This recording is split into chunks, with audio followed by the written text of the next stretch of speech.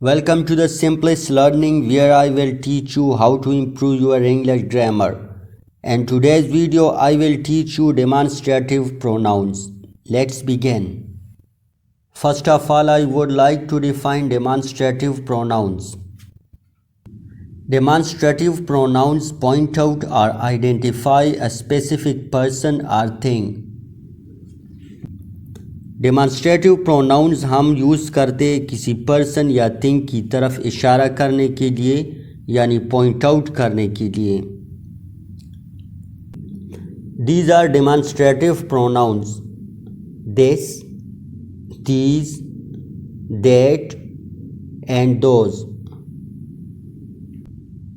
This and that دونوں singular ہے اور سنگولر پرسن یا تھنگ کے لیے استعمال ہوتے ہیں، جبکہ دیز اینڈ دوز دونوں پلورل ہے اور پلورل تھنگز یا پرسن کے لیے استعمال ہوتے ہیں. آئیے دیکھتے ہیں کہ ڈیمانسٹریٹو پروناؤنز ہم کہاں پر یوز کر سکتے ہیں. دس کا یوز ہم سنگولر تھنگز اینڈ پرسن کے لیے کرتے اور اس کے ساتھ ساتھ جب وہ ہمارے نیئر یعنی قریب ہوتے ہیں.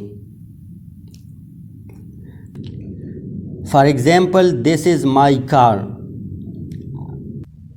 اس کا مطلب ہے کہ کار سنگولر ہے یعنی ایک ہے اور ہمارے قریب بھی ہے، اس لیے ہم نے ڈیمانسٹریٹو پروناؤن دس کا یوز کیا. دیز کا یوز ہم پلورل تھنگز یا پرسن کے لیے کرتے ہیں جو کہ پلورل بھی ہوتے ہیں اینڈ نیئر اور ہمارے قریب بھی ہوتے ہیں. For example, these are my cars. اس ایگزامپل میں کارز پلورل ہے یعنی ایک سے زیادہ ہے اور ہمارے قریب ہے، اس لیے ہم نے ڈیمانسٹریٹو پروناؤن دیز کا یوز کیا. ڈیمانسٹریٹو پروناؤن دیٹ کا استعمال ہم ان پرسنز یا تھنگز کے لیے کرتے ہیں جو سنگولر ہوتے ہیں اور اس کے ساتھ ساتھ فار یعنی ہمارے نزدیک نہیں ہوتے بلکہ ہم سے دور ہوتے ہیں. Now look at this example. That is my car.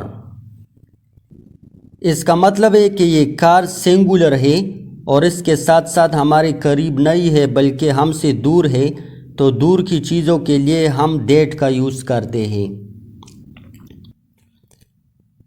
Those کا یوز ہم ان پلورل تھنگز یا پرسنز کے لیے کرتے ہیں جو فار ہوتے ہیں یعنی ہم سے دور ہوتے ہیں اور ہم ان کی طرف اشارہ کرتے ہیں. For example, those are my cars.